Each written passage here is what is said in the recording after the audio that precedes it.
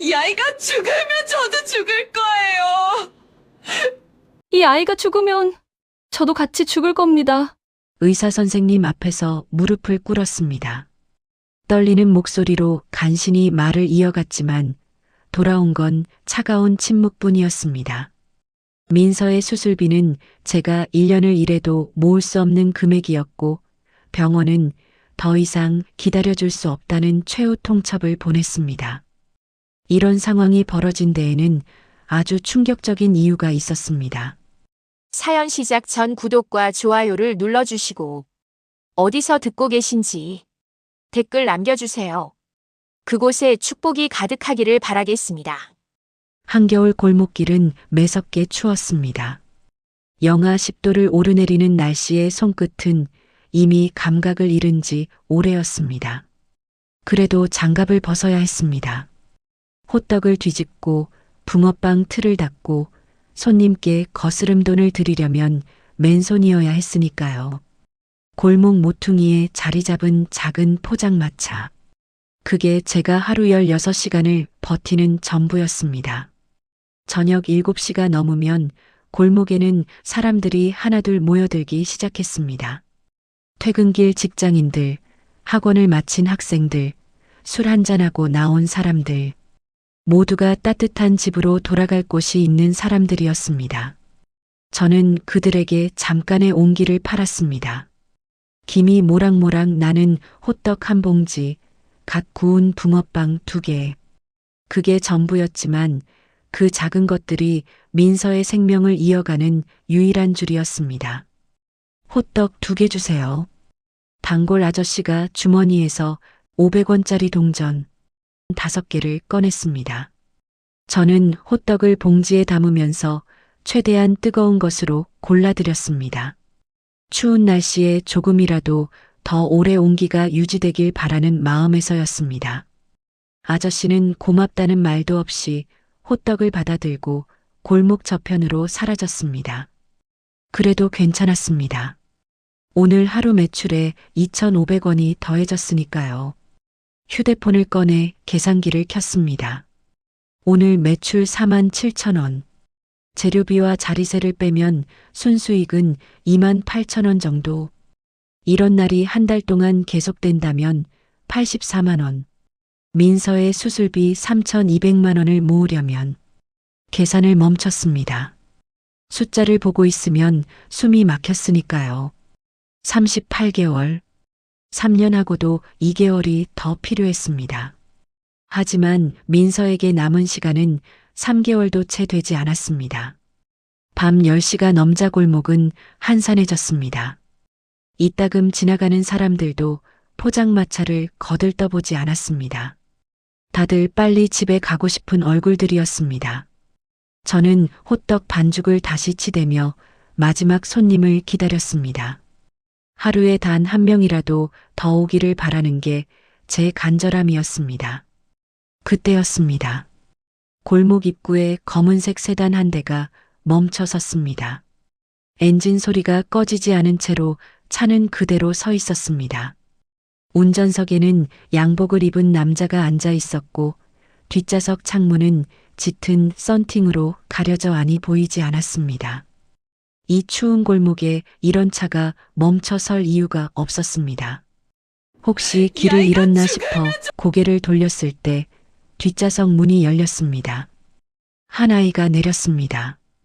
10살쯤 되어 보이는 남자아이였습니다. 까만 코트를 입고 있었는데 그 옷은 이 골목과 전혀 어울리지 않는 고급스러움이었습니다. 아이는 차에서 내리자마자 공기를 들이마셨습니다. 그리고 천천히, 아주 천천히 포장마차 쪽으로 걸어왔습니다. 마치 무언가에 이끌리듯이요. 여기, 무슨 냄새예요? 아이가 물었습니다. 목소리는 낮았지만 묘하게 간절함이 담겨 있었습니다. 저는 호떡 틀을 가리키며 대답했습니다. 호떡이랑 붕어빵이에요. 드실래요? 아이는 대답하지 않았습니다.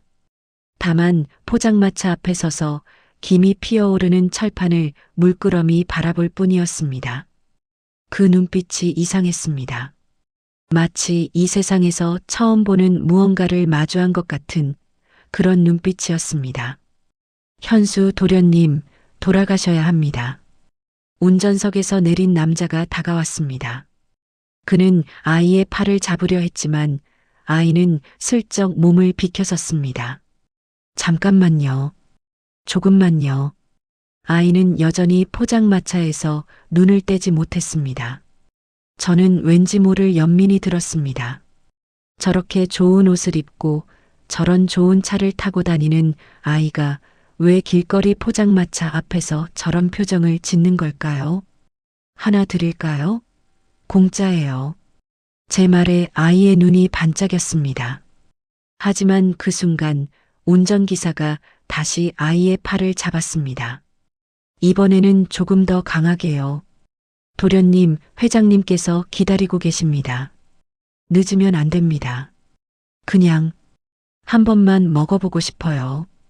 아이의 목소리에 떨림이 섞였습니다. 그건 단순한 고집이 아니었습니다. 무언가 간절한, 오랫동안 참아온 것이 터져나오는 듯한 목소리였습니다. 운전기사는 난처한 표정으로 한숨을 쉬었지만 결국 아이를 놓아주었습니다. 저는 각 구운 호떡 하나를 봉지에 담아 아이에게 건넸습니다. 아이는 조심스럽게 봉지를 받아들고 마치 보물이라도 되는 것처럼 두 손으로 꼭 감쌌습니다. 그리고 천천히 한 입을 베어 물었습니다. 그 순간 아이의 얼굴이 변했습니다. 놀람도 기쁨도 아닌 형언할 수 없는 표정이었습니다. 눈물이 그렁그렁 맺히더니 이내 볼을 타고 주르륵 흘러내렸습니다. 아이는 호떡을 입에 문 채로 그대로 울기 시작했습니다. 저는 당황했습니다. 뭔가 잘못된 건가 싶어 아이에게 다가가려 했지만 운전기사가 손을 저으며 막았습니다. 괜찮습니다. 그냥 조금만 기다려주세요. 아이는 한참을 그렇게 울었습니다. 호떡을 손에 쥔 채로 골목 한가운데서 영하의 날씨 속에서 조용히 흐느꼈습니다. 지나가는 사람들이 이상하다는 듯 쳐다봤지만 저는 아무 말도 하지 못했습니다. 왠지 그 눈물의 의미를 알 것 같았으니까요. 고맙습니다. 아이가 눈물을 닦으며 말했습니다. 목소리는 여전히 떨렸지만 그 안에는 진심이 담겨 있었습니다. 아이는 호떡을 한 입 더 베어 물고 천천히 차로 돌아갔습니다. 운전기사가 문을 열어주자 아이는 차에 타기 전 한 번 더 포장마차를 돌아봤습니다. 그 눈빛에는 그리움 같은 게 서려 있었습니다. 차가 떠나고 골목은 다시 고요해졌습니다. 저는 호떡 철판을 닦으며 방금 이를 곱씹었습니다. 도대체 저 아이는 누구였을까요? 왜 길거리 음식을 먹고 눈물을 흘렸을까요? 그리고 왜 저는 그 눈물이 낯설지 않았을까요? 휴대폰이 울렸습니다. 병원에서 온 문자였습니다. 민서 보호자님, 내일 오전 주치의 상담이 예정되어 있습니다. 꼭 참석 부탁드립니다. 가슴이 철렁 내려앉았습니다. 상담이라는 건 보통 좋은 소식이 아니었으니까요. 손이 떨렸지만 저는 다시 호떡 반죽을 집어들었습니다. 지금 할 수 있는 건 이것뿐이었으니까요. 자정이 넘어서야 포장마차 문을 닫았습니다. 철판을 정리하고 남은 재료를 챙기고 좁은 리어카에 모든 걸 실었습니다. 리어카를 끌고 골목을 빠져나오는 길은 언제나 고됐습니다. 하지만 오늘은 유독 더 무거웠습니다. 내일 병원에서 무슨 말을 들을지 그게 두려웠으니까요. 집에 도착했을 때는 새벽 1시가 넘어 있었습니다. 원룸 문을 열자 차가운 공기가 얼굴을 때렸습니다. 난방을 틀지 않았기 때문이었습니다. 전기세를 아껴야 했으니까요. 저는 외투를 벗지도 않은 채 침대에 쓰러졌습니다. 몸은 녹초가 되었지만 잠은 쉽게 오지 않았습니다. 민서의 얼굴이 떠올랐습니다. 병원 침대에 누워 산소 호흡기를 끼고 가느다랗게 숨을 쉬는 그 아이. 겨우 5살인 그 아이가 왜 이런 고통을 겪어야 하는지 이해할 수 없었습니다. 제가 대신 아파줄 수 있다면 얼마나 좋을까요? 제 목숨을 줘서라도 그 아이를 살릴 수 있다면 저는 주저없이 그렇게 할 텐데요. 눈물이 났습니다. 하지만 소리내어 울 수는 없었습니다. 옆방 사람들이 들을까봐, 그리고 제가 무너지면 정말로 끝이 날까봐 두려웠으니까요. 저는 이불을 머리까지 뒤집어 쓰고 소리 없이 울었습니다.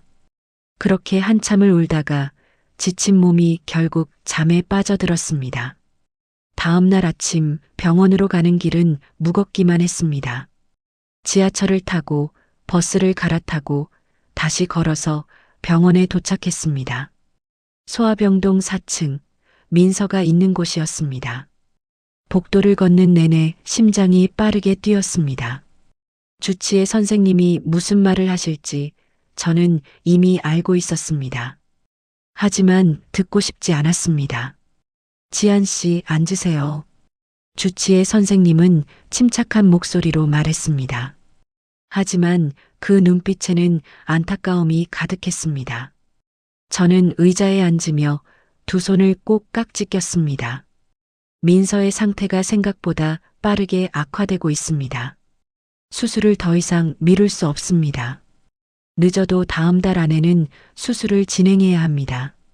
다음 달, 한 달, 30일, 그 안에 3,200만 원을 모아야 한다는 말이었습니다.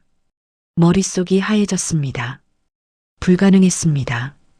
아무리 계산해봐도, 아무리 악착같이 벌어도 불가능한 금액이었습니다.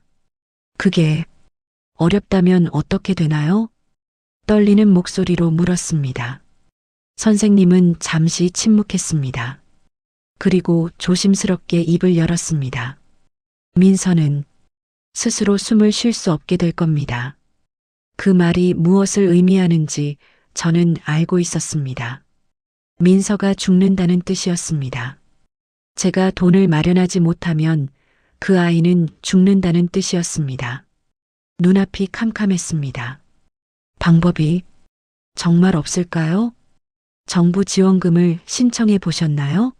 그리고 크라우드 펀딩 같은 것도 다 해봤습니다.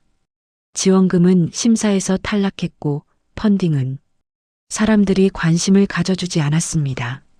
목소리가 잠겼습니다. 선생님은 더 이상 아무 말도 하지 않았습니다. 저는 고개를 숙인 채 손톱을 뜯었습니다. 손톱에서 피가 났지만 아프지 않았습니다. 그것보다 더 큰 고통이 가슴을 짓누르고 있었으니까요. 한 가지 방법이 더 있긴 합니다. 선생님이 조심스럽게 말을 꺼냈습니다. 저는 고개를 번쩍 들었습니다. 후원자를 찾는 겁니다. 병원 측에서도 가끔 그런 경우가 있습니다. 익명의 후원자가 나타나서 수술비를 지원해 주는 경우요. 하지만요? 쉽지 않습니다. 그리고 그런 후원자들은 보통 조건을 붙이기도 하고요. 무슨 조건이든 상관없었습니다. 민서만 살릴 수 있다면 제 목숨이라도 팔 수 있었습니다.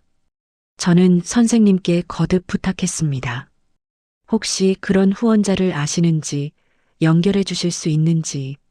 선생님은 난처한 표정으로 고개를 저었습니다. 제가 아는 선에서는 어렵습니다. 하지만 병원 사회복지사에게 한 번 더 상담을 받아보세요. 혹시 모르니까요. 그게 전부였습니다. 희망도 방법도 없었습니다. 저는 상담실을 나와 민서가 있는 병실로 향했습니다. 복도를 걷는 내내 눈물을 참았습니다. 민서 앞에서는 절대 울면 안 됐으니까요. 병실 문을 열자 민서가 침대에 누워 있었습니다. 작은 몸에 온갖 줄이 연결되어 있었습니다. 산소 호흡기에서 규칙적인 소리가 났고 모니터에는 심박수가 표시되고 있었습니다. 민서는 눈을 감고 있었지만 제 발소리를 듣고 천천히 눈을 떴습니다. 지안 언니, 가느다란 목소리였습니다. 저는 침대 옆에 앉아 민서의 손을 잡았습니다. 그 손은 너무 작고 너무 차가웠습니다. 언니가 왔어. 민서, 오늘 기분은 어때? 조금 아파요. 근데 괜찮아요. 민서는 씩씩하게 웃으려 했지만 그 미소는 금세 사라졌습니다. 저는 민서의 머리를 쓰다듬으며 말했습니다. 곧 나을 거야. 조금만 기다려. 언니가 꼭 널 낫게 해줄 거야. 정말이요? 응, 정말이야. 거짓말이었습니다. 하지만 민서에게 진실을 말할 수는 없었습니다. 이 아이는 아직 5살밖에 되지 않았고 이 세상이 얼마나 잔인한지 알 필요가 없었으니까요. 저는 민서 곁에 1시간쯤 앉아 있다가 병실을 나왔습니다. 포장마차 준비를 해야 했으니까요. 복도를 걷는데 갑자기 누군가 제 이름을 불렀습니다. 지한 씨?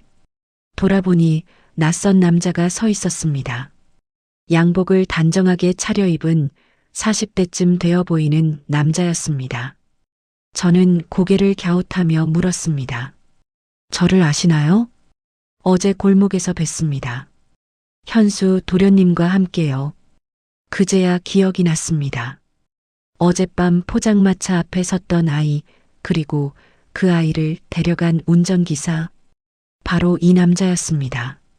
아, 그때. 그런데 어떻게 여기를? 현수 도련님께서 부탁하셨습니다. 당신을 꼭 찾아보라고요. 남자는 주머니에서 명함 한 장을 꺼내 건넸습니다. 명함에는 깔끔한 글씨로 이렇게 적혀 있었습니다. 강민준, 유진그룹 비서실장. 유진그룹. 이 나라에서 손에 꼽히는 재벌 그룹이었습니다. 현수 도련님이. 왜 저를요? 그건 직접 만나서 말씀드리는 게 좋을 것 같습니다. 시간 되실 때 연락 주시면 제가 모시러 가겠습니다. 남자는 그 말만 남기고 돌아섰습니다. 저는 손에 쥔 명함을 물끄러미 바라봤습니다. 도대체 무슨 일이 벌어지고 있는 걸까요? 그 아이는 왜 저를 찾는 걸까요? 그리고 이게 혹시 민서를 살릴 수 있는 기회일까요? 누나, 저 기억해요? 현수가 포장마차 앞에 섰습니다. 어제와 똑같은 까만 코트를 입고 똑같이 조심스러운 표정으로 저를 바라봤습니다. 다만 오늘은 혼자였습니다. 운전기사도 차도 보이지 않았습니다. 이 추운 골목에 10살짜리 아이가 혼자 서 있다는 게 이상했지만 더 이상한 건 그 아이의 눈빛이었습니다. 간절함과 그리움이 뒤섞인 어린아이가 지어서는 안 될 표정이었습니다. 물론이지. 어제 왔었잖아. 근데 오늘은 혼자 왔어? 현수는 고개를 끄덕였습니다. 그리고 주머니에서 지갑을 꺼냈습니다. 명품 브랜드 로고가 박힌 그 지갑에서 10,000원짜리 한 장을 꺼내 제게 내밀었습니다. 오늘은 제대로 사 먹고 싶어요. 어제는 공짜로 받아서 미안했거든요. 저는 웃으며 호떡을 집게로 집어봉지에 담았습니다. 각 구운 것으로 골랐습니다. 현수는 호떡을 받아들고 한 입 베어 물었습니다. 그러고는 눈을 감았습니다. 마치 세상에서 가장 소중한 무언가를 음미하듯이요. 맛있어요. 현수가 중얼거렸습니다. 그 목소리에는 확신이 담겨 있었습니다. 저는 고개를 갸웃했습니다. 당연히 맛있지. 근데 왜 그렇게 신기해하는 것처럼 먹어? 현수는 눈을 떴습니다. 그리고 저를 똑바로 바라보며 말했습니다. 저는 지금까지 맛있다는 걸 느껴본 적이 없었어요. 그 말을 이해하는데 시간이 걸렸습니다. 맛있다는 걸 느껴본 적이 없다니 그게 무슨 뜻일까요? 현수는 호떡을 한 입 더 베어 물며 천천히 말을 이어갔습니다. 집에서는 영양사가 만든 음식만 먹어요. 칼로리 계산되고 영양소 배분된 음식들이요. 맛은 없어요. 그냥 먹어야 하니까 먹는 거예요. 학교도 안 가요. 집에서 가정교사한테 공부를 배우고 운동도 집안에서만 해요. 밖에 나가는 건 병원 갈 때랑 할아버지 만나러 갈 때뿐이에요. 현수의 목소리는 담담했습니다. 슬프다거나 화가 났다는 느낌보다는 그저 익숙한 일상을 설명하는 것처럼 들렸습니다. 하지만 그게 더 가슴 아팠습니다. 이 아이는 자신이 얼마나 외로운지조차 모르는 것 같았으니까요. 그럼 친구는? 같이 노는 친구 있어? 현수는 고개를 저었습니다. 없어요. 사람들이 저한테 가까이 오지 않아요. 제가 유진그룹 회장 손자라는 걸 알면 다들 조심스러워지거든요. 아니면 뭔가를 바라면서 다가오거나요. 저는 할 말을 잃었습니다. 돈이 많으면 행복할 줄 알았는데 이 아이를 보니 그게 아니었습니다. 현수는 세상 그 무엇도 부족함 없이 가진 아이였지만 동시에 아무것도 가지지 못한 아이였습니다. 따뜻한 음식 한 끼, 친구와의 웃음, 자유롭게 뛰어놀 수 있는 시간. 그 모든 것이 이 아이에게는 허락되지 않았습니다. 그래서 어제 그렇게 울었구나. 현수는 고개를 끄덕였습니다. 그리고 호떡을 다 먹고 나서 조심스럽게 물었습니다. 누나는 엄마 같아요. 그 말에 제 손이 멈췄습니다. 현수는 계속 말을 이어갔습니다. 제 엄마는 제가 5살 때 돌아가셨어요. 기억이 거의 안 나는데 딱 하나 기억나는 게 있어요. 엄마가 저한테 뭔가를 먹여주던 거요. 따뜻하고 달콤하고 부드러운 거였어요. 그게 뭔지는 모르겠는데 어제 누나가 준 호떡을 먹는 순간 그 기억이 떠올랐어요. 현수의 눈가가 다시 붉어졌습니다. 하지만 이번에는 울지 않으려고 애쓰는 게 보였습니다. 저는 슬며시 손을 뻗어 현수의 머리를 쓰다듬었습니다. 내 엄마는 분명 너를 많이 사랑했을 거야. 그런가요? 그럼 사랑하지 않으면 그런 기억이 남지 않아.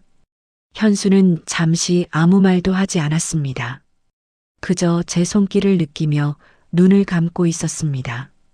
그 모습이 너무 외로워 보여서 저는 그냥 현수의 머리를 계속 쓰다듬어 주었습니다. 한참 후 현수가 조용히 물었습니다. 누나는 왜 이렇게 추운 데서 일해요? 그 질문에 저는 말문이 막혔습니다. 민서 이야기를 해야 할까요? 아니면 그냥 넘어가야 할까요? 하지만 현수의 눈빛을 보니 거짓말을 할 수가 없었습니다. 이 아이는 진심을 원하고 있었으니까요. 나한테는 꼭 지켜야 할 사람이 있어. 그 사람을 살리려면 돈이 필요하거든. 많이 필요해요? 응, 아주 많이. 현수는 고개를 끄덕였습니다. 그리고 다시 주머니에서 지갑을 꺼냈습니다. 안에 든 돈을 전부 꺼내려는 순간 저는 현수의 손을 막았습니다. 아니야, 현수야. 그건 내 돈이잖아. 하지만 누나를 도와주고 싶어요. 누나는 저한테 처음으로 따뜻한 걸 줬어요. 그리고 저를 그냥 한 명의 아이로 대해줬어요. 현수의 목소리가 떨렸습니다. 저는 현수의 손을 꼭 잡으며 말했습니다. 고마워. 정말 고마운데 이건 내가 해결할 문제가 아니야. 누나가 알아서 할게. 그럼 다른 방법으로 도와줄 수는 없어요? 그때 골목 입구에 익숙한 검은색 세단이 나타났습니다. 비서 강민준이 차에서 내려 이쪽으로 걸어왔습니다. 그의 얼굴에는 안도와 걱정이 동시에 묻어났습니다. 현수 도련님, 이렇게 혼자 나오시면 안 됩니다. 회장님께서 얼마나 걱정하시는지 아십니까? 현수는 고개를 떨구었습니다. 강민주는 저를 보며 정중하게 고개를 숙였습니다. 죄송합니다. 도련님이 자꾸 이쪽으로 오시려고 해서 제가 통제를 못했습니다. 아니에요, 괜찮아요. 현수가 잘못한 건 아니에요. 강민주는 현수의 팔을 잡으려 했지만 현수는 한 발짝 물러섰습니다. 저 내일도 올 거예요. 그리고 모레도요. 도련님, 싫어요. 저는 여기가 좋아요. 누나가 좋아요. 현수의 목소리에 단호함이 섞였습니다. 강민주는 난처한 표정으로 한숨을 쉬었습니다. 그때 제가 끼어들었습니다. 현수야, 내일은 누나가 시간이 없어. 대신 모레 저녁에 올래? 그때 맛있는 거 많이 준비해 둘게. 현수의 얼굴이 환해졌습니다. 정말요? 응, 약속할게. 현수는 마침내 미소를 지었습니다. 그리고 강민준을 따라 차로 돌아갔습니다. 차가 떠나기 전 현수는 창문을 내리고 손을 흔들었습니다. 저도 손을 흔들어 주었습니다. 차가 골목을 빠져나가자 저는 한숨을 내쉬었습니다. 다음 날 병원에서 연락이 왔습니다. 민서의 상태가 더 악화되었다는 내용이었습니다. 저는 포장마차를 급히 정리하고 병원으로 달려갔습니다. 병실에 도착했을 때 민서는 산소 마스크를 쓴 채 힘겹게 숨을 쉬고 있었습니다. 민서야. 제 목소리에 민서가 눈을 떴습니다. 하지만 초점이 흐릿했습니다. 저는 민서의 손을 잡으며 속삭였습니다. 언니 왔어. 괜찮아. 다 괜찮을 거야. 민서는 대답하지 못했습니다. 그저 제 손을 약하게 쥘 뿐이었습니다. 주치의 선생님이 들어와 상태를 확인했습니다. 그리고 저를 복도로 불러냈습니다. 지한 씨, 시간이 얼마 남지 않았습니다. 빠르면 이번 주 안에도. 아니에요. 안 돼요. 제발 조금만 더 시간을 주세요. 저는 선생님의 앞에서 무릎을 꿇었습니다. 선생님은 당황하며 저를 일으켜 세웠습니다. 지한 씨, 진정하세요. 제가 할 수 있는 건 다 하고 있습니다. 하지만 수술 없이는. 알아요. 알고 있어요. 그런데 방법이 없어요. 아무리 찾아봐도 방법이 없어요. 목소리가 터져 나왔습니다. 복도에 있던 사람들이 저를 쳐다봤지만 저는 신경 쓸 여유가 없었습니다. 선생님은 제 어깨를 두드리며 말했습니다. 기적은 일어납니다. 끝까지 포기하지 마세요. 하지만 저는 알고 있었습니다. 기적 같은 건 일어나지 않는다는 걸요. 이 세상은 그렇게 호락호락하지 않았으니까요. 저는 민서 곁을 지키며 밤을 새웠습니다. 민서의 손을 꼭 잡고 작은 심장 소리를 들으며 간절히 기도했습니다. 신이 있다면 제발 이 아이를 살려달라고요. 제 목숨을 가져가는 한이 있어도 민서만은 살려달라고요.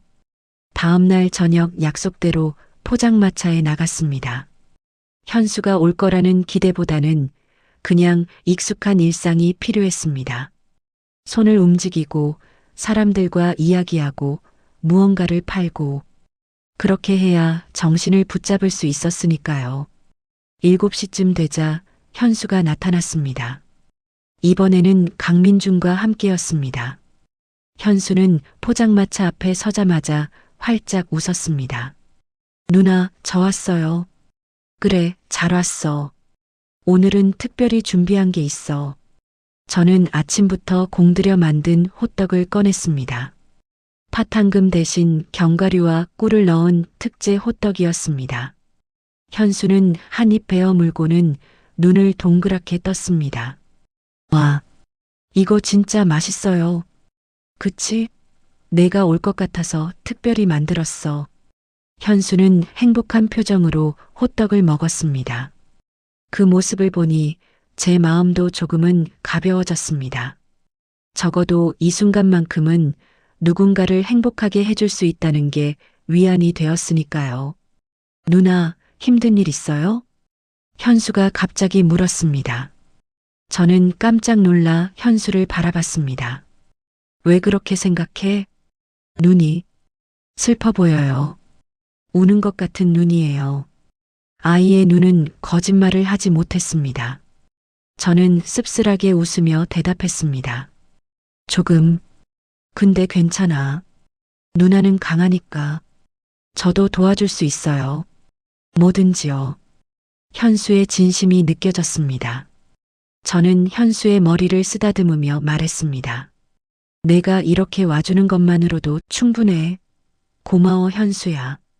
강민준이 다가왔습니다. 그는 조심스럽게 명함을 하나 더 꺼내 제게 건넸습니다. 회장님께서 당신을 뵙고 싶어 하십니다. 시간 되실 때 연락 주시면 모시러 가겠습니다. 회장님이요? 왜요? 그건 직접 뵙고 말씀드리는 게 좋을 것 같습니다. 저는 명함을 받아들었습니다. 유진그룹 회장, 이 나라 최고 재벌 중 한 명. 그런 사람이 왜 저를 만나고 싶어 할까요? 하지만 지푸라기라도 잡는 심정으로 저는 고개를 끄덕였습니다. 알겠습니다. 내일 시간 낼 수 있을 것 같아요. 감사합니다. 내일 오전 10시 제가 모시러 오겠습니다. 현준이와 강민준이 떠나고 저는 명함을 주머니에 넣었습니다. 혹시 이게 민서를 살릴 마지막 기회일까요? 아니면 그냥 헛된 희망일까요? 알 수 없었지만 시도해 볼 가치는 있었습니다. 그날 밤 저는 민서에게 전화를 걸었습니다. 간호사 선생님이 전화기를 민서 귀에 대주었고 저는 떨리는 목소리로 말했습니다. 민서야, 언니야. 내일 중요한 일이 있어. 잘 되면 내가 곧 수술 받을 수 있을 거야. 정말요, 언니? 민서의 목소리는 약했지만 희망이 담겨 있었습니다. 응, 정말이야. 그러니까 조금만 더 힘내. 알았지? 네, 언니. 저 힘낼게요. 전화를 끊고 저는 하늘을 올려다봤습니다. 별이 하나도 보이지 않는 캄캄한 하늘이었습니다. 하지만 저는 믿고 싶었습니다. 어딘가에 빛이 있을 거라고, 그 빛이 저를 민서에게로 이끌어 줄 거라고요. 다음 날 아침 강민준이 약속대로 왔습니다. 그는 저를 고급 세단에 태우고 서울 중심부로 향했습니다. 차창 밖으로 스쳐 지나가는 풍경들은 제가 사는 세계와는 완전히 달랐습니다. 높은 빌딩들, 깔끔한 거리들, 여유롭게 걷는 사람들. 이곳은 제가 발을 들릴 수 없는 세계였습니다.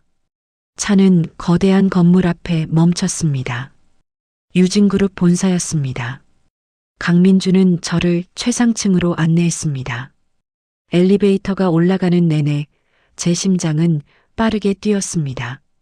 마침내 문이 열렸고 넓은 사무실이 나타났습니다. 창문 너머로는 서울 전체가 내려다 보였습니다.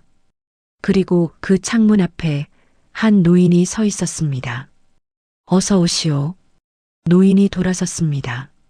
날카로운 눈빛, 위험 있는 자세. 그가 바로 유진그룹 회장이었습니다.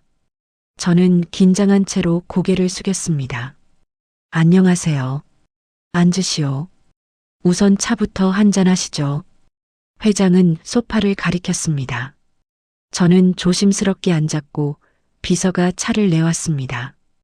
회장은 차를 한 모금 마신 후 저를 똑바로 바라보며 말했습니다. 내 손자를 만났다고 들었소. 네. 현수를 말씀하시는 거라면요. 그 아이가 당신에 대해 이야기하더군요. 처음으로 맛있다는 걸 느꼈다고, 처음으로 따뜻함을 느꼈다고.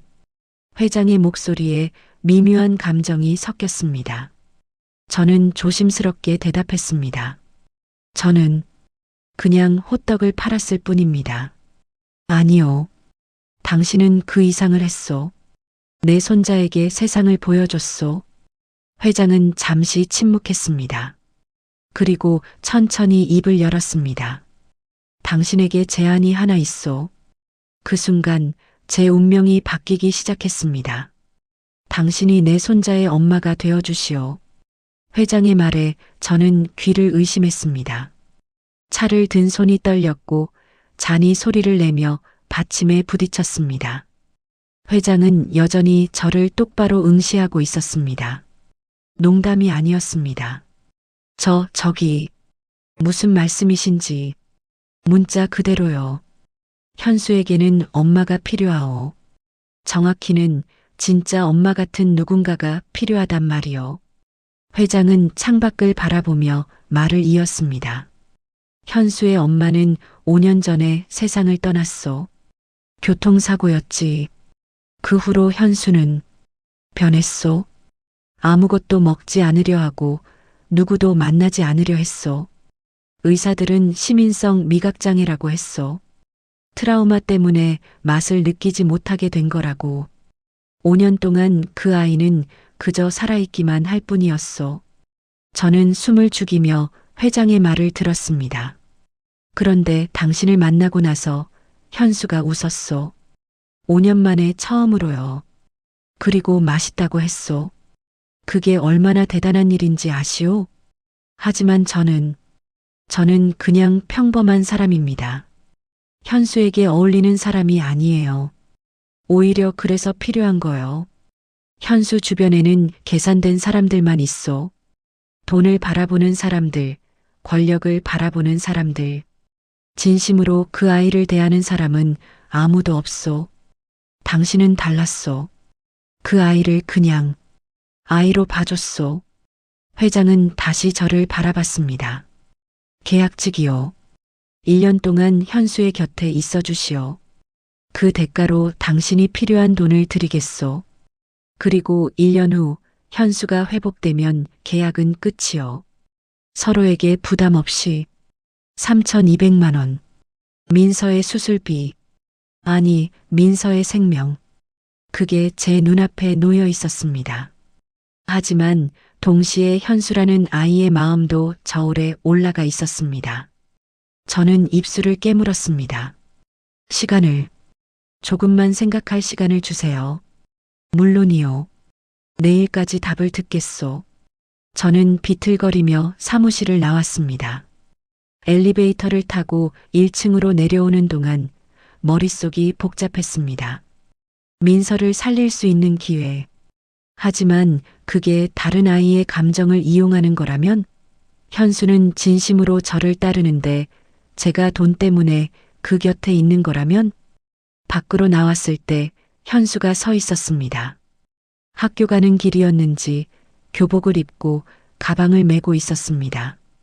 현수는 저를 보자마자 달려왔습니다. 누나, 여기서 뭐해요? 현수야, 너 학교 안 간다며? 오늘부터 다니기로 했어요. 밖에 나가고 싶어졌거든요. 누나처럼 사람들을 만나고 싶어서요. 현수의 눈빛이 반짝였습니다. 예전의 공허함은 사라지고 생기가 돌았습니다. 그 변화가 제 때문이라는 게 믿기지 않았지만 동시에 무거운 책임감이 밀려왔습니다. 잘했어, 현수야. 학교 재밌게 다녀와. 네. 그리고 이거. 현수는 가방에서 작은 상자 하나를 꺼냈습니다. 누나 드릴 거예요. 선물이에요. 현수야, 이건 괜찮아요. 누나한테 주고 싶어요. 받아주세요. 저는 상자를 받았습니다. 무거웠습니다. 현수는 활짝 웃으며 학교로 뛰어갔습니다. 저는 상자를 들고 멍하니 서 있었습니다. 집에 돌아와 상자를 열었습니다. 안에는 작은 회중시계가 들어 있었습니다. 금으로 만들어진 정교한 조각이 새겨진 시계였습니다. 뒷면에는 이니셜이 새겨져 있었습니다. 아마도 현수 할아버지의 것이었을 겁니다. 이걸 팔면 아마 수백만 원은 될 것 같았습니다. 저는 시계를 꺼내 들었습니다. 손안에서 묵직한 무게가 느껴졌습니다. 이걸 팔면 민서의 수술비에 보탤 수 있었습니다. 하지만 손이 떨렸습니다. 이건 현수의 진심이었습니다. 돈으로 환산할 수 없는 무언가였습니다. 다음 날 저는 포장마차를 열지 않았습니다. 대신 현수의 집으로 향했습니다. 강민준에게 연락해서 주소를 받았고 택시를 타고 한참을 달려 도착한 곳은 거대한 저택이었습니다. 대문 앞에서 한참을 망설이다가 초인종을 눌렀습니다. 잠시 후 현수가 뛰어나왔습니다. 누나, 현수야, 이거 돌려주려고 왔어. 저는 상자를 내밀었습니다. 현수의 얼굴이 굳어졌습니다. 왜요? 누나 마음에 안 들어요? 아니야, 그게 아니라. 이건 너한테 소중한 거잖아. 내가 갖고 있어야 해. 현수는 고개를 저었습니다. 누나한테 주고 싶었어요. 누나가 힘들어 보여서 이거라도 팔아서 쓰라고요. 그 말에 가슴이 먹먹해졌습니다. 현수는 알고 있었습니다. 제가 돈이 필요하다는 걸, 힘들어한다는 걸. 그래서 자기가 가진 것 중 가장 귀한 걸 준 거였습니다. 현수야, 누나, 저는 괜찮아요. 이런 거 많이 있어요. 근데 누나한테는 꼭 필요한 거잖아요. 그러니까 받아요. 저는 무릎을 꿇고 현수와 눈높이를 맞췄습니다. 그리고 현수의 손을 잡았습니다. 현수야, 내 마음은 정말 고마워. 진심으로. 근데 있잖아. 누나는 내가 이렇게 응원해주는 것만으로도 충분해. 이 시계보다 내 마음이 더 소중하거든. 정말요? 응. 누나한테 가장 큰 선물은 내가 웃어주는 거야. 내가 행복해지는 거야. 그게 누나한테는 무엇보다 중요해. 현수의 눈에 눈물이 맺혔습니다. 하지만 이번에는 슬픈 눈물이 아니었습니다. 누나, 저도 누나가 행복했으면 좋겠어요. 그럼 우리 약속하자. 서로 행복해지는 거.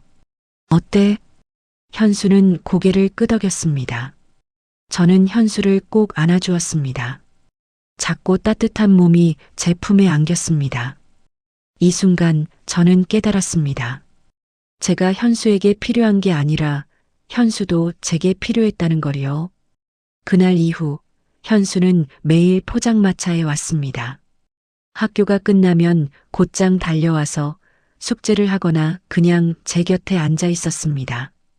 가끔은 손님들에게 호떡을 나눠주기도 하고 저를 도와 재료를 나르기도 했습니다. 누나, 오늘 학교에서 친구 사귀었어요. 현수가 신나서 말했습니다. 정말? 어떤 친구야? 민준이라고 저랑 같은 반이에요. 축구 같이 하자고 했어요. 저 축구해도 돼요? 당연하지. 친구랑 놀고 싶은 거 다 해. 현수의 얼굴이 환해졌습니다. 이 아이는 날마다 달라지고 있었습니다. 더 밝아지고, 더 활기차지고, 더 아이다워졌습니다. 그 변화를 보는 게 저에게는 큰 위안이었습니다. 하지만 민서의 상태는 나아지지 않았습니다. 오히려 악화되고 있었습니다. 병원에서는 계속 재촉했고, 저는 점점 더 절박해졌습니다. 포장마차 수입은 여전히 부족했고, 시간은 빠르게 흘러가고 있었습니다. 어느 날 밤 포장마차를 정리하는데 현수가 조용히 물었습니다. 누나, 힘들면 저한테 말해도 돼요. 응? 누나 요즘 자꾸 한숨 쉬어요. 그리고 밤에 잠도 못 자는 것 같아요. 눈 밑에 다크서클 생겼어요. 저는 쓴웃음을 지었습니다. 현수는 생각보다 많은 걸 보고 있었습니다. 조금 걱정되는 일이 있어. 근데 괜찮아. 누나가 해결할게. 저도 도와줄 수 있어요. 뭐든지요. 현수가 제 손을 잡았습니다. 그 작은 손에서 온기가 전해졌습니다. 현수, 너는 이미 충분히 도와주고 있어. 내가 여기 있어주는 것만으로도 누나한테는 큰 힘이 되거든. 정말요?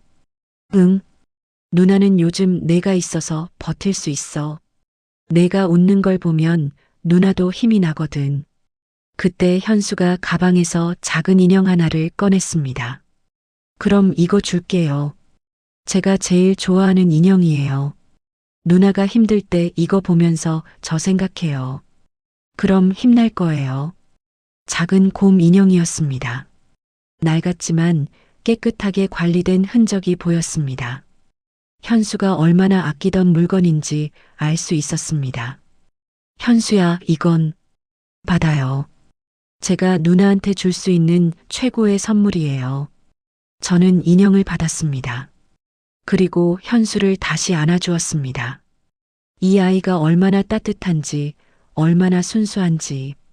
제가 이 아이에게 무언가를 준 게 아니라 오히려 이 아이가 제게 더 많은 걸 주고 있었습니다. 일주일 후 현수는 또 다른 선물을 가져왔습니다. 이번에는 작은 목걸이였습니다. 누나, 이거. 현수야, 안 돼. 이건 받을 수 없어. 저는 단호하게 말했습니다. 현수의 얼굴이 슬퍼졌습니다. 왜요? 누나한테 주고 싶은데. 현수야, 있잖아. 누나는 내가 주는 마음은 정말 고마워. 근데 물건은 이제 그만 줬으면 좋겠어. 누나가 정말 원하는 건 내가 계속 옆에 있어주는 거야. 내가 건강하고 행복한 거야. 그게 누나한테는 어떤 선물보다 소중해. 현수는 잠시 고민하더니 고개를 끄덕였습니다. 알겠어요. 그럼 누나, 저 대신 다른 걸 줄게요. 뭔데? 매일 누나한테 편지 쓸게요. 오늘 있었던 일, 재밌었던 일, 누나 생각한 일. 다 써서 줄게요. 그건 괜찮아요? 저는 미소를 지었습니다. 그거 정말 좋은데? 누나도 현수한테 편지 쓸까? 진짜요? 좋아요. 그날부터 저와 현수는 편지를 주고받기 시작했습니다. 현수는 학교에서 있었던 일, 친구들과 논 이야기, 새로 배운 것들을 편지에 담았습니다. 저는 현수에게 포장마차에서 만난 사람들 이야기, 재밌었던 일, 힘들었던 일을 솔직하게 썼습니다. 편지는 쌓여갔습니다. 저는 그 편지들을 상자에 모아두었습니다.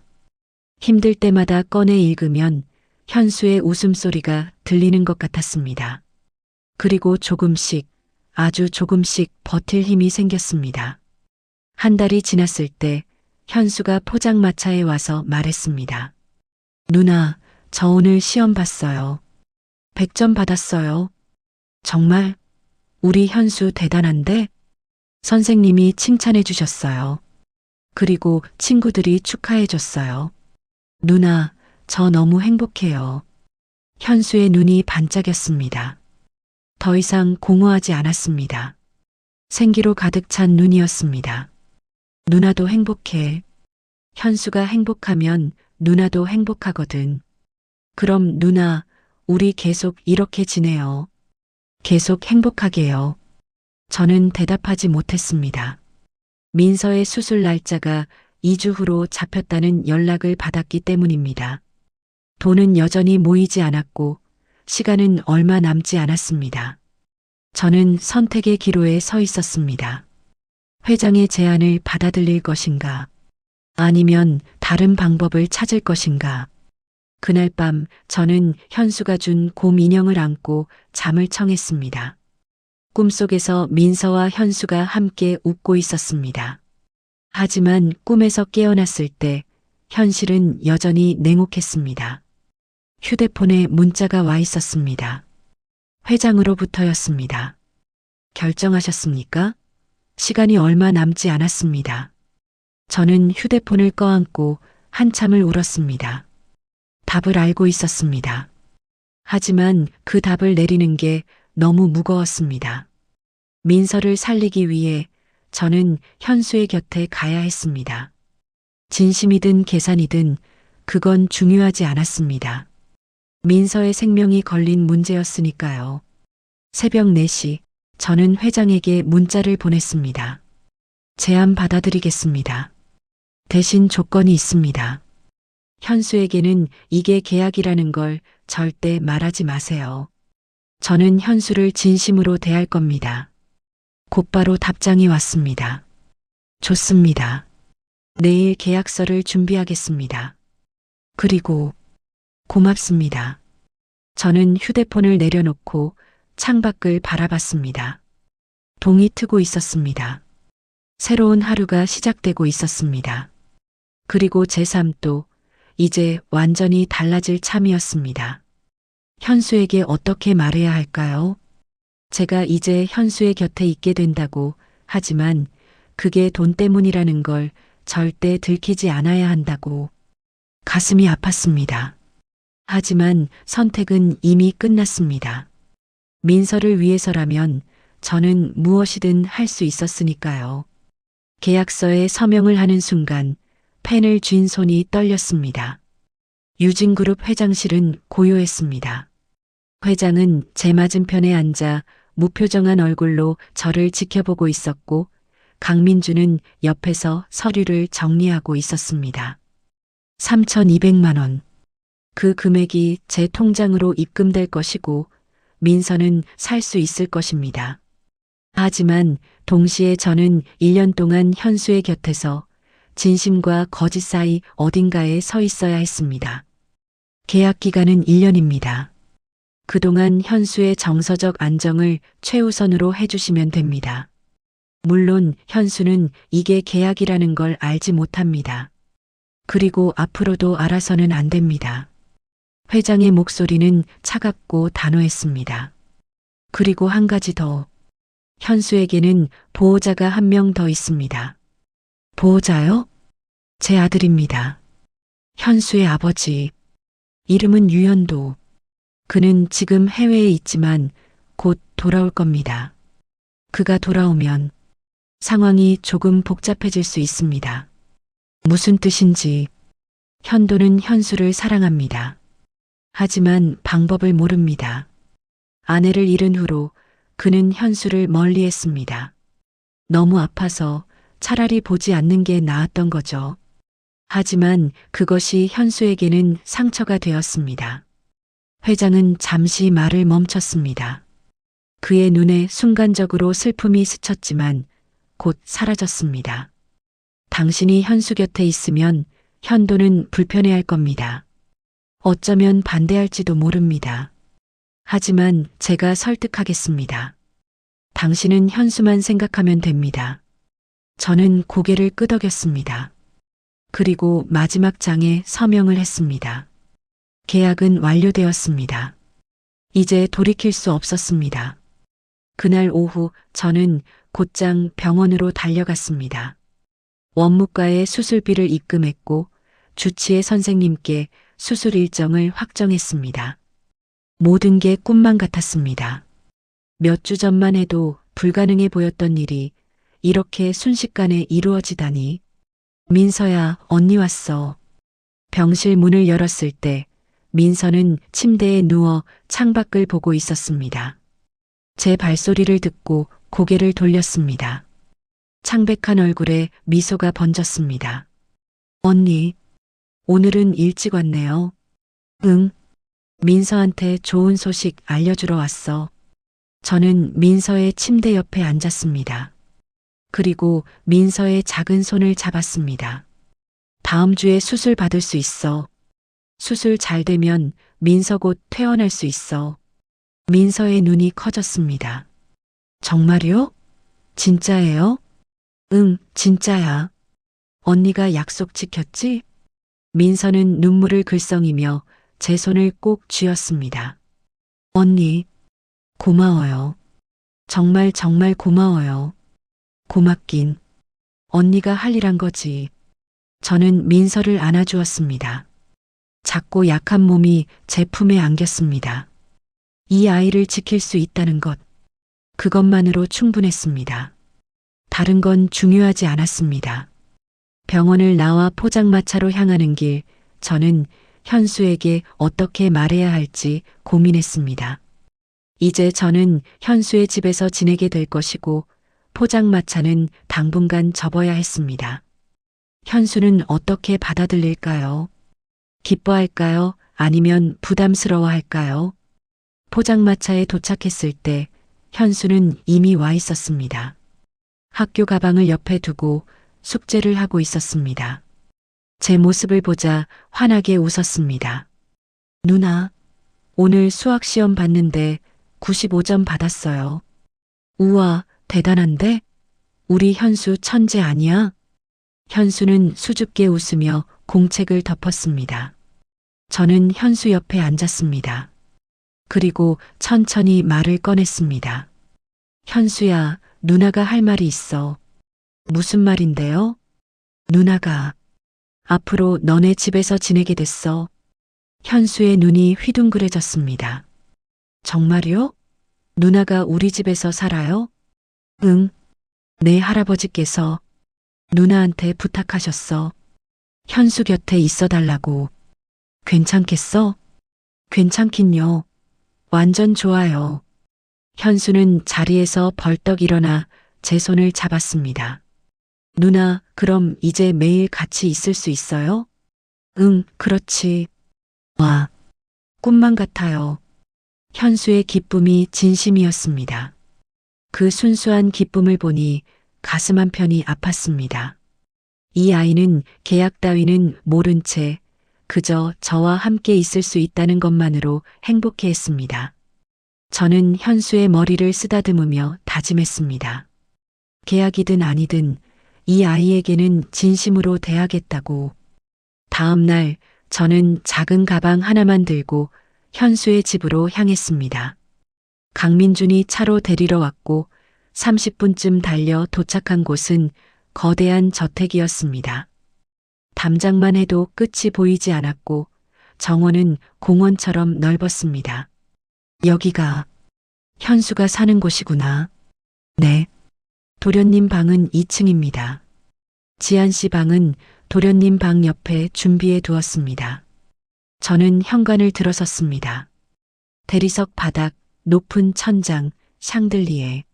모든 게 제가 살던 세계와는 달랐습니다. 일본은 직원들이 줄지어 서서 인사했고 저는 어색하게 고개를 숙였습니다. 지한 씨, 이쪽으로 오세요. 강민준이 앞장섰습니다. 계단을 올라 복도를 지나 하얀 문 앞에 섰습니다. 여기가 지한 씨 방입니다. 필요한 건 언제든 말씀하세요. 문을 열자 넓은 방이 나타났습니다. 제가 살던 원룸의 2배는 되어 보였습니다. 침대, 책상, 옷장, 심지어 작은 소파까지 있었습니다. 창문 너머로는 정원이 보였습니다. 너무 좋은데요. 도련님이 직접 고르셨습니다. 누나가 좋아할 만한 방이라고요. 저는 가방을 내려놓고 침대에 앉았습니다. 폭신한 매트리스가 몸을 감쌌습니다. 이 모든 게 현실인지 믿기지 않았습니다. 며칠 전까지만 해도 차가운 원룸에서 외투를 입은 채 잠들었는데 이제는 이런 곳에서 지내게 되다니. 지한 누나. 문이 벌컥 열리며 현수가 뛰어들어왔습니다. 누나, 다 정리했어요? 저녁 먹으러 가요. 벌써 저녁 시간이야? 네. 오늘은 누나 환영 파티래요. 할아버지가 준비하셨대요. 현수는 제 손을 잡고 아래층으로 이끌었습니다. 식당에 도착했을 때 긴 테이블에는 온갖 음식이 차려져 있었습니다. 회장이 상석에 앉아 있었고 그 옆에는 빈자리가 하나 있었습니다. 어서 오시오. 앉으시죠. 저는 조심스럽게 자리에 앉았습니다. 현수는 제 옆에 앉았습니다. 식사가 시작되었고 현수는 신이 나서 이것저것 제 접시에 담아주었습니다. 누나, 이거 맛있어요. 이것도 먹어봐요. 그래, 고마워. 식사 중간 회장이 입을 열었습니다. 현도가 내일 돌아온다고 하더군요. 현수의 손이 멈췄습니다. 얼굴에서 미소가 사라졌습니다. 아빠가요? 그래. 오랜만이지? 현수는 대답하지 않았습니다. 그저 고개를 숙인 채 포크를 만지작거릴 뿐이었습니다. 저는 현수의 어깨를 가볍게 두드렸습니다. 현수는 저를 올려다보며 작게 웃었지만 그 미소는 진짜가 아니었습니다. 그날 밤 저는 현수 방에 들어가 동화책을 읽어주었습니다. 현수는 이불을 턱까지 끌어올린 채 제 목소리를 듣고 있었습니다. 책을 다 읽고 나서 현수가 조용히 물었습니다. 누나, 아빠가 오면 누나 다시 가야 해요? 무슨 소리야? 누나는 여기 있을 거야. 정말요?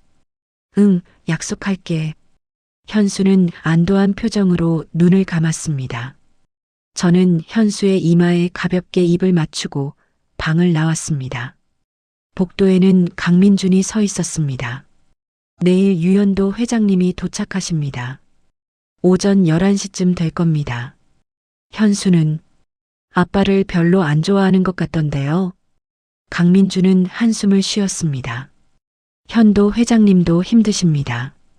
부인을 잃고 현수를 대하는 방법을 몰라서 거리를 두게 된 거죠. 하지만 현수는 그걸 겁으로 받아들였습니다. 두 분 다 상처받은 거예요. 저는 고개를 끄덕였습니다. 복잡한 가족사. 그 안에 제가 끼어들어도 괜찮은 걸까요? 다음 날 아침 저는 일찍 일어나 민서에게 전화를 걸었습니다. 수술 전 상태를 확인하고 싶었습니다. 간호사 선생님이 전화를 받았습니다. 민서 상태는 안정적입니다. 수술 준비도 잘 되고 있어요. 걱정하지 마세요. 감사합니다. 제가 오늘은 못 갈 것 같은데 내일 꼭 갈게요. 전화를 끊고 저는 창밖을 바라봤습니다. 정원에는 햇살이 비치고 있었습니다. 모든 게 평화로워 보였습니다. 하지만 제 마음은 평화롭지 않았습니다.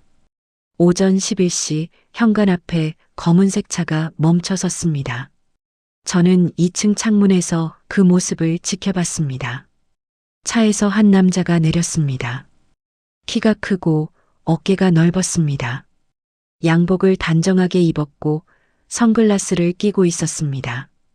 그가 선글라스를 벗는 순간 날카로운 눈매가 드러났습니다. 유현도, 현수의 아버지였습니다. 현도는 현관으로 들어갔습니다. 저는 방에서 나와 계단 쪽으로 갔습니다. 아래층에서 목소리가 들렸습니다. 아버지, 다녀왔습니다. 그래, 수고했다. 현수는? 그 아이는 어디 있습니까? 학교 갔다. 오후에 돌아올 거다. 침묵이 흘렀습니다.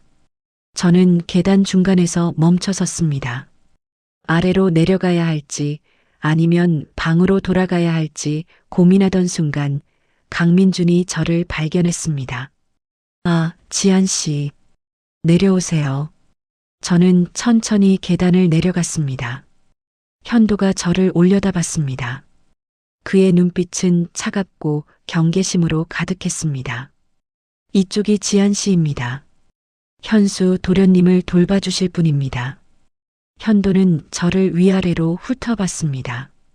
그 시선이 불편했지만 저는 꿋꿋이 고개를 숙여 인사했습니다. 안녕하세요. 이지안입니다. 현도는 대답하지 않았습니다. 그저 회장을 바라보며 말했습니다. 아버지, 이게 무슨 일입니까? 현수에게 필요한 사람이다. 자세한 건 내 방에서 이야기하자. 두 사람은 서재로 들어갔습니다. 문이 닫혔지만 안에서 들리는 목소리는 복도까지 새어나왔습니다. 낯선 사람을 집에 들이다니 미쳤습니까? 내 아들을 위한 일이다. 제 아들은 제가 돌봅니다. 그동안 한 번이라도 돌봤느냐? 5년 동안 해외에만 있으면서 목소리가 점점 커졌습니다. 저는 자리를 피해 정원으로 나갔습니다. 차가운 바람이 얼굴을 스쳤습니다. 가슴이 답답했습니다. 한참 후 강민준이 저를 찾아왔습니다. 지한 씨, 괜찮으세요? 네, 괜찮아요. 근데 현수 아버지가 저를 안 좋게 보시는 것 같던데요. 현도 회장님은 원래 경계심이 강하십니다. 특히 현수에 관한 일은요. 조금만 기다리시면 이해하실 겁니다. 현수는 아빠를 어떻게 생각하나요? 강민주는 잠시 망설이다 대답했습니다. 미워하진 않습니다. 다만 서운해하죠. 자기를 버렸다고 생각하니까요. 물론 현도 회장님은 버린 게 아닙니다. 그냥 아파서 거리를 둔 거죠. 저는 고개를 끄덕였습니다. 상처받은 아버지와 상처받은 아들. 그 사이에서 제가 할 수 있는 게 무엇일까요? 오후 3시 현수가 학교에서 돌아왔습니다. 현관에 들어서는 순간 현수의 발걸음이 멈췄습니다. 거실에 현도가 앉아 있었기 때문입니다.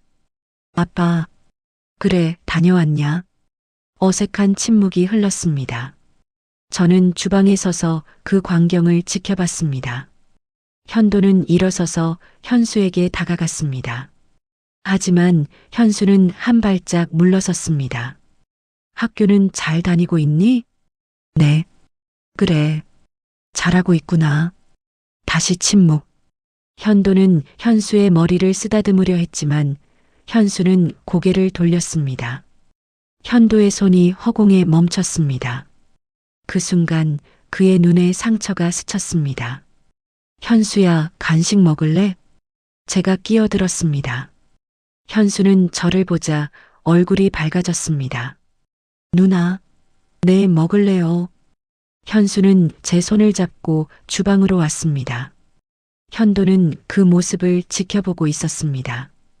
그의 눈빛에는 질투와 슬픔이 섞여 있었습니다.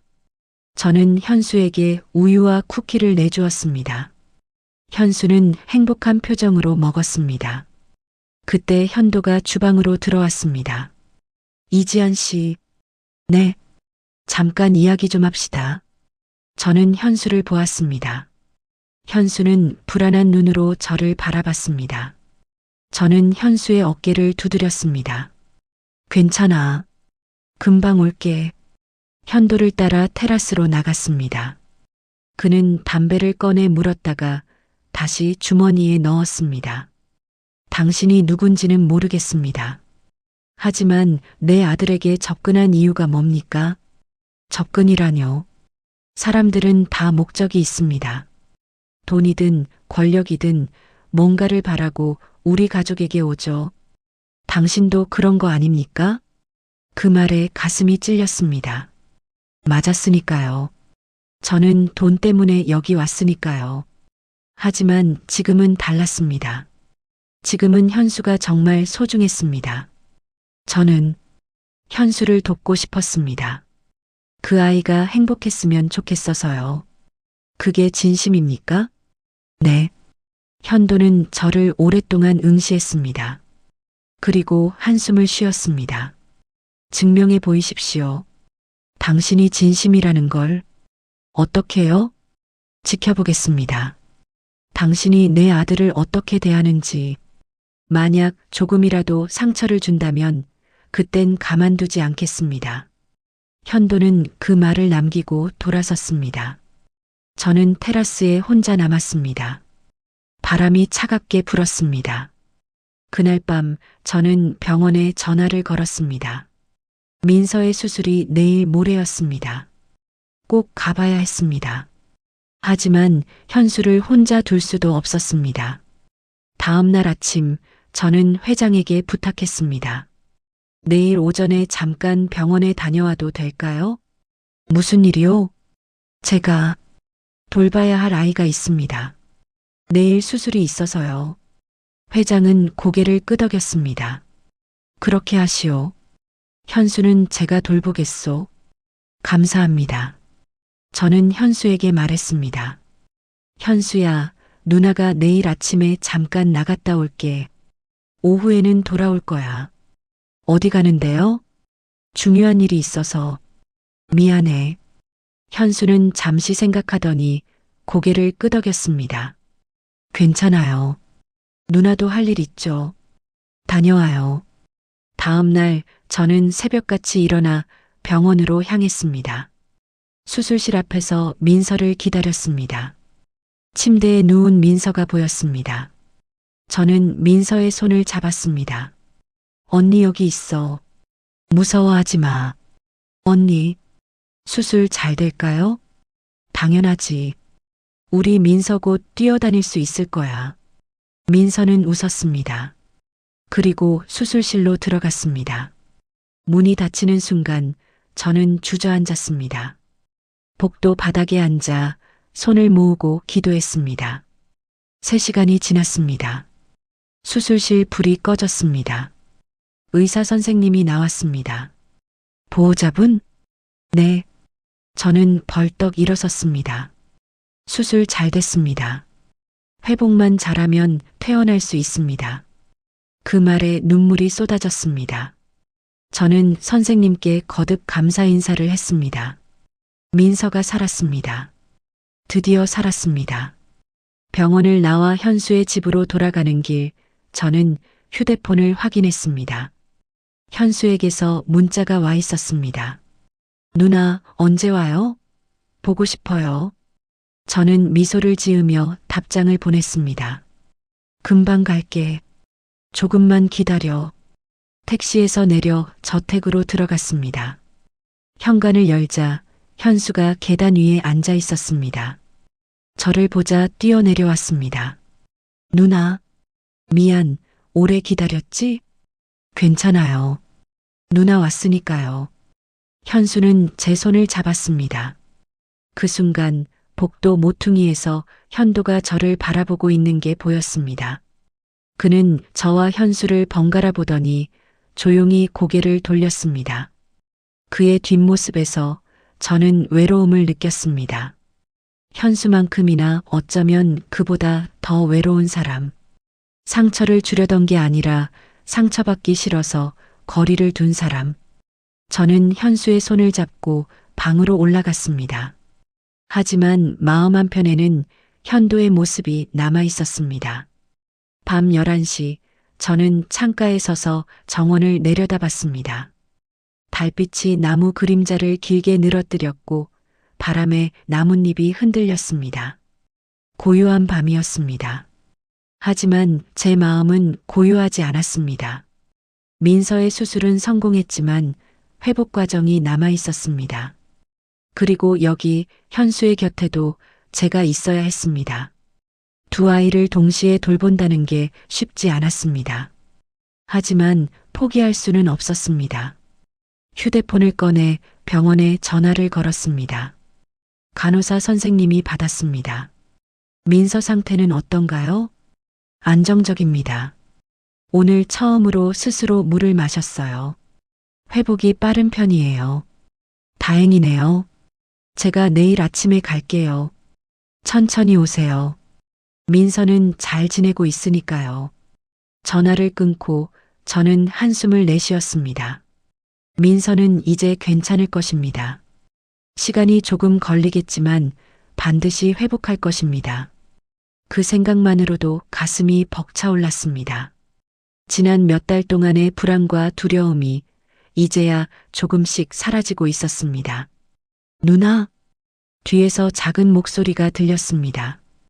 돌아보니 현수가 문 앞에 서 있었습니다. 잠옷을 입고 곰 인형을 안고 있었습니다. 누나, 왜 앉아? 잠이 안 와요. 누나도 안 자잖아요. 저는 현도를 침대로 이끌었습니다. 현수는 이불 속으로 들어가며 제 옆에 앉았습니다. 누나, 오늘 어디 갔었어요? 응, 중요한 일 보러 갔었어. 무슨 일인데요? 저는 잠시 망설였습니다. 민서 이야기를 해야 할까요? 현수가 어떻게 받아들일까요? 하지만 거짓말은 하고 싶지 않았습니다. 누나한테는 동생이 있어. 이름은 민서라고 해. 5살이야. 동생이요? 진짜 동생이에요? 아니, 피는 안 섞였어. 근데 누나한테는 진짜 동생 같은 아이야. 그 아이가 많이 아파서 오늘 수술을 받았어. 현수의 얼굴이 심각해졌습니다. 수술? 많이 아팠어요? 응. 근데 이제 괜찮아질 거야. 의사 선생님이 잘 됐다고 하셨거든. 현수는 잠시 생각하더니 조심스럽게 물었습니다. 그럼 누나는 그 아이 때문에 여기 있는 거예요? 그 질문에 저는 숨이 멎었습니다. 현수의 눈이 저를 똑바로 바라보고 있었습니다. 순수하지만 동시에 날카로운 눈빛이었습니다. 이 아이는 알고 있었습니다. 제가 무언가를 숨기고 있다는 걸. 현수야, 괜찮아요, 누나. 저는 이해해요. 누나가 그 아이를 도와주고 싶었던 거잖아요. 그래서 우리 집에 온 거죠? 저는 대답할 수 없었습니다. 현수는 제 손을 잡았습니다. 하지만 저는 누나가 여기 있어줘서 정말 좋아요. 이유가 뭐든 상관없어요. 누나가 옆에 있다는 게 중요해요. 현수야. 그리고 저도 누나를 도와주고 싶어요. 그 아이 민서를 위해서요. 제가 뭘 할 수 있을까요? 현수의 진심이 느껴졌습니다. 저는 현수를 꼭 안아주었습니다. 고마워, 현수야. 내가 이렇게 생각해줘서 정말 고마워. 누나, 울지 마요. 다 잘 될 거예요. 현수가 제 등을 토닥였습니다. 얼마나 시간이 지났을까요? 현수는 제 품에 안긴 채로 잠들었습니다. 저는 현수를 침대에 눕히고 이불을 덮어주었습니다. 그리고 현수의 이마에 가볍게 키스했습니다. 잘 자, 현수야. 내일도 누나가 옆에 있을게. 방을 나와 복도를 걷는데 누군가 계단 아래에 서 있는 게 보였습니다. 현도였습니다. 그는 어둠 속에서 저를 올려다보고 있었습니다. 못 주무세요? 저는 조심스럽게 물었습니다. 현도는 대답하지 않았습니다. 그저 한참을 저를 바라보다가 천천히 입을 열었습니다. 당신이 현수 방에 있었습니까? 네. 현수가 잠이 안 온다고 해서요. 이제 잠들었습니다. 현도는 계단을 올라왔습니다. 저와 가까워질수록 그의 얼굴이 선명하게 보였습니다. 피곤한 얼굴이었습니다. 눈 밑에는 다크서클이 짙었고 이마에는 주름이 깊게 패여 있었습니다. 오늘 병원에 다녀왔다고 들었습니다. 네. 누굴 만나러 갔습니까? 저는 잠시 망설였습니다. 하지만 숨길 이유가 없었습니다. 제가 돌보는 아이가 있습니다. 5살 여자아이요. 오늘 수술을 받았어서 다녀왔습니다. 그 아이 때문에 돈이 필요했던 겁니까? 그 질문에 저는 고개를 들었습니다. 현도는 이미 알고 있었습니다. 제가 왜 여기 왔는지, 무엇 때문에 계약을 받아들였는지. 네. 그 아이를 살리려면 수술비가 필요했습니다. 그래서 내 아버지의 제안을 받아들인 겁니까? 죄송합니다. 사과할 필요 없습니다. 당신이 한 선택을 탓하는 게 아닙니다. 현도는 창가로 걸어갔습니다. 그리고 정원을 내려다보며 말을 이었습니다. 다만 걱정이 됩니다. 현수가 당신에게 의지하고 있습니다. 점점 더 깊게요. 만약 1년 후 당신이 떠난다면 그 아이는 어떻게 됩니까? 그 말에 가슴이 철렁했습니다. 저는 생각하지 못했습니다. 1년 후를요. 계약이 끝난 후를요. 저는 당신이 나쁜 사람이라고 생각하지 않습니다. 오히려 선한 사람이라고 생각합니다.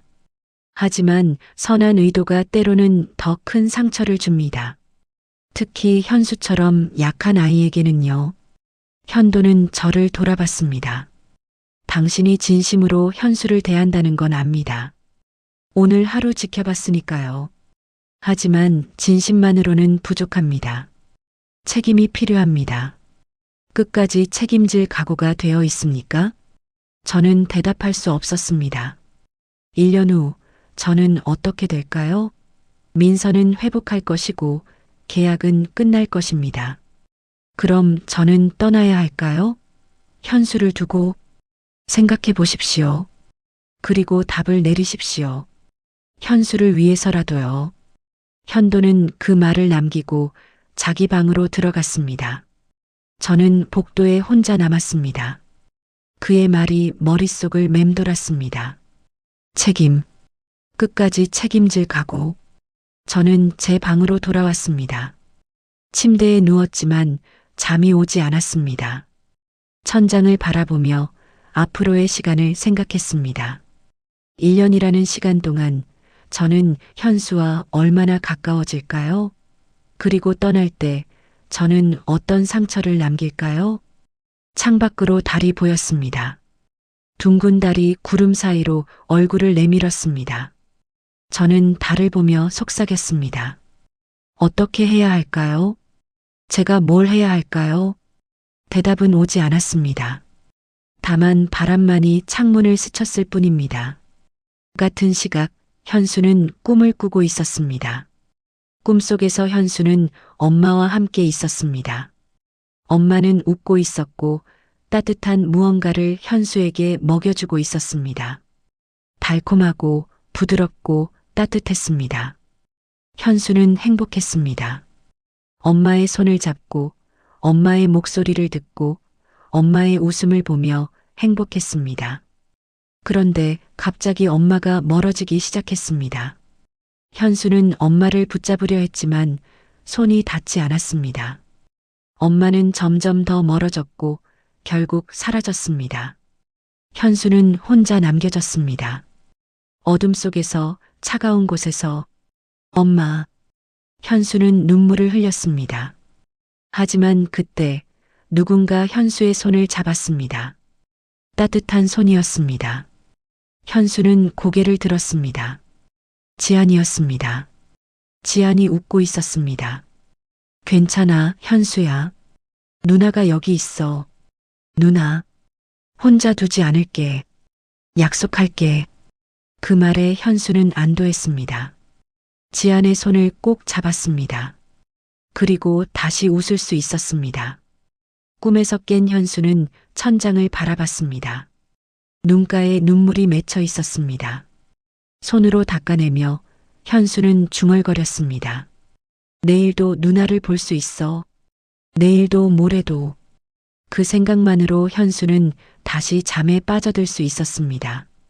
이번에는 악몽이 없었습니다.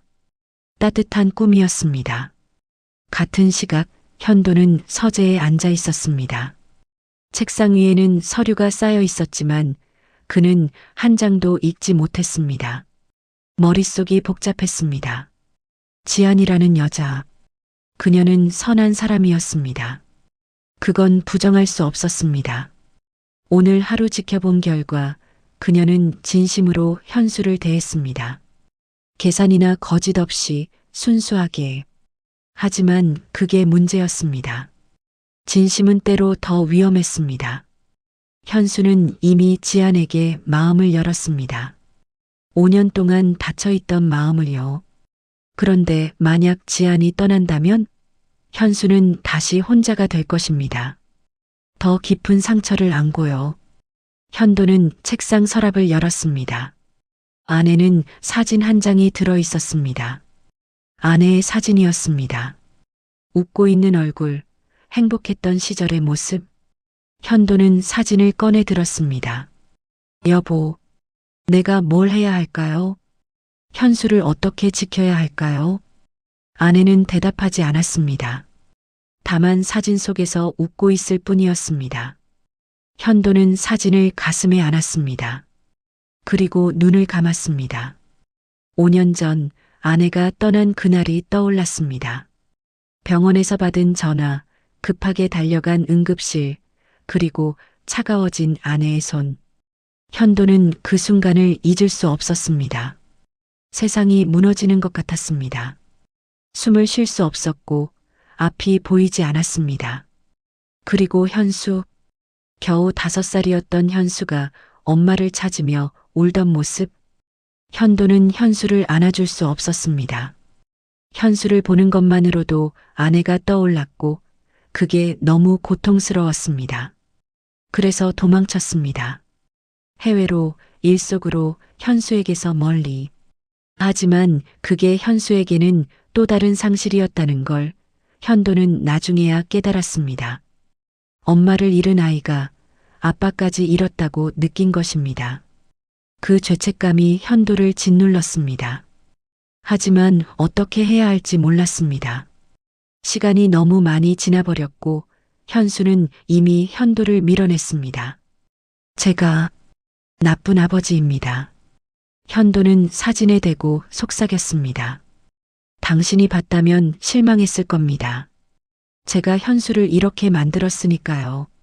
밖에서 새벽 공기가 차갑게 불어왔습니다. 현도는 창문을 열었습니다. 정원에는 달빛이 가득했습니다. 나무들이 바람에 흔들렸고 어딘가에서 부엉이 소리가 들렸습니다. 그때 현도는 2층 창문에 불이 켜진 걸 봤습니다. 현수의 방이었습니다. 저 안에서 현수가 자고 있을 것입니다. 그리고 옆방에는 지안이 있을 것입니다. 현도는 불길한 예감을 느꼈습니다. 무언가 잘못되고 있다는 느낌. 하지만 그게 무엇인지, 어떻게 막아야 하는지 알 수 없었습니다. 다만 가슴 속에서 불안이 커져갈 뿐이었습니다. 현수야, 아빠가 지켜줄게. 이번에는 꼭. 현도는 창문을 닫았습니다. 그리고 서재 소파에 누워 눈을 감았습니다. 하지만 잠은 오지 않았습니다. 새벽 내내 현도는 천장을 바라보며 깨어 있었습니다. 다음 날 아침 저는 일찍 일어나 아침 식사를 준비했습니다. 주방에서 간단한 토스트와 스크램블 에그를 만들었습니다. 현수가 좋아하는 메뉴였습니다. 좋은 아침이에요. 현수가 식탁에 앉으며 말했습니다. 환한 얼굴이었습니다. 좋은 아침, 현수야. 잘 잤어? 네. 꿈도 좋았어요. 무슨 꿈 꿨는데? 비밀이에요. 현수는 장난스럽게 웃었습니다. 저는 현수 앞에 접시를 놓았습니다. 현수는 맛있게 먹기 시작했습니다. 그 모습을 보니 마음이 따뜻해졌습니다. 현수야, 오늘 학교 끝나고 뭐 하고 싶어? 누나랑 산책하고 싶어요. 정원에서요. 그래, 그럼 오늘 오후에 같이 산책하자. 약속이에요. 현수는 손가락을 내밀었습니다. 저는 새끼손가락을 걸었습니다. 약속이었습니다. 그때 현도가 식당으로 들어왔습니다. 그는 현수를 보았습니다. 현수는 잠시 손을 멈췄지만 곧 다시 식사를 계속했습니다. 현도는 현수 맞은편에 앉았습니다. 학교 잘 다녀와라. 네. 짧은 대화였습니다. 어색한 침묵이 흘렀습니다.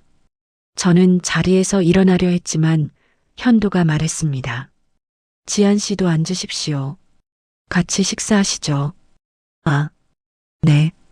저는 다시 앉았습니다. 세 사람이 테이블에 둘러앉았습니다. 하지만 대화는 없었습니다. 포크와 나이프가 접시에 부딪히는 소리만 들렸습니다. 현수가 먼저 식사를 마치고 일어났습니다. 다녀오겠습니다. 조심해서 다녀와. 저는 현수에게 말했습니다. 현수는 웃으며 현관으로 향했습니다. 문이 닫히는 소리가 들렸습니다. 그리고 식당에는 저와 현도만 남았습니다. 지안 씨, 현도가 입을 열었습니다. 네.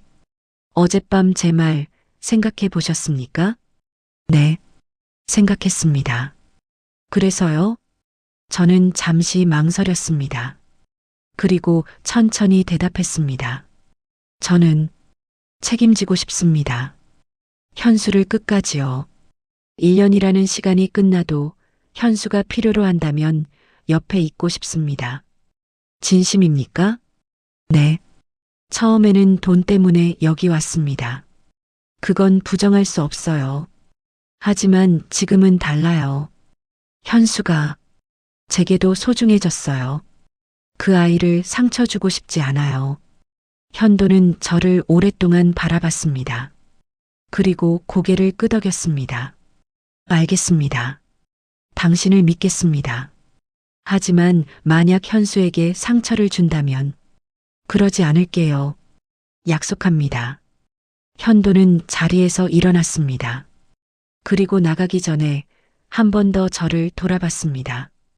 고맙습니다. 현수를 위해서요. 그 말을 남기고 현도는 식당을 나갔습니다. 저는 혼자 남아 창밖을 바라봤습니다. 햇살이 정원을 비추고 있었습니다. 따뜻한 아침이었습니다. 저는 휴대폰을 꺼내 병원에 전화를 걸었습니다. 민서 상태 어떤가요? 좋아요. 오늘 아침에 죽을 먹었어요. 조금씩 회복하고 있어요. 다행이네요. 제가 오후에 갈게요. 천천히 오세요. 민서는 잘 지내고 있으니까요. 전화를 끊고 저는 미소를 지었습니다. 민서도 현수도 모두 괜찮을 것입니다. 시간이 걸리겠지만 반드시 행복해질 것입니다. 그리고 저도요. 오후가 되자 저는 현수를 데리고 정원으로 나갔습니다. 넓은 잔디밭을 걸으며 현수는 신나서 뛰어다녔습니다. 누나, 여기 꽃 봐요. 예쁘죠? 그러네, 정말 예쁘다. 현수는 꽃을 꺾어 제게 건넸습니다. 저는 꽃을 받아 머리에 꽂았습니다. 어때? 잘 어울려? 네. 누나 예뻐요. 우리는 함께 웃었습니다. 그 순간 2층 창문에서 누군가 저희를 내려다보고 있었습니다. 현도였습니다. 그는 저희를 바라보며 복잡한 표정을 지었습니다. 그의 마음속에서는 여전히 불안이 맴돌았습니다. 하지만 동시에 희망도 싹트고 있었습니다. 어쩌면 이번에는 달라질지도 모른다는 희망. 현수가 그리고 이 가족이 다시 행복해질 수 있다는 희망. 현도는 창문을 닫았습니다. 그리고 서재로 돌아가 일을 시작했습니다. 하지만 머릿속에는 여전히 정원의 모습이 남아 있었습니다. 웃고 있는 현수, 그리고 그 옆에서 함께 웃고 있는 지안. 밤이 되었습니다. 저는 현수를 재우고 민서에게 전화를 걸었습니다. 민서의 목소리는 전보다 힘이 있었습니다. 언니, 오늘 처음으로 침대에서 일어났어요. 정말? 우리 민서 대단한데? 선생님이 칭찬해 주셨어요. 금방 퇴원할 수 있을 거래요. 그래, 조금만 더 힘내. 언니가 매일 전화할게. 네, 언니. 사랑해요. 나도 사랑해, 민서. 전화를 끊고 저는 침대에 누웠습니다. 오늘 하루도 무사히 지나갔습니다. 내일도 모레도 이렇게 지나갈 것입니다. 하루하루 조금씩 나아지면서요. 창밖으로 별이 보였습니다. 수없이 많은 별들이 반짝이고 있었습니다. 저는 별을 보며 속삭였습니다. 모두 행복해질 거야. 민서도 현수도 그리고 현수 아버지도. 바람이 불었습니다. 커튼이 흔들렸고 달빛이 방 안으로 스며들었습니다. 저는 눈을 감았습니다. 그리고 조용히 잠에 빠져들었습니다. 같은 시각 현수는 침대에서 일어나 창밖을 바라봤습니다. 별이 가득한 하늘이었습니다. 현수는 손을 모으고 작은 목소리로 속삭였습니다. 엄마, 저 이제 괜찮아요. 누나가 생겼어요. 누나가 저를 지켜줘요. 그러니까 걱정하지 마세요. 눈물이 흘렀지만 현수는 웃고 있었습니다. 행복한 눈물이었습니다. 같은 시각 현도는 서재에서 아내의 사진을 바라보고 있었습니다. 그리고 천천히 입을 열었습니다. 여보, 이번에는 잘할 수 있을 것 같아요. 현수를 지킬 수 있을 것 같아요. 그러니까 조금만 지켜봐 주세요. 사진 속 아내는 여전히 웃고 있었습니다.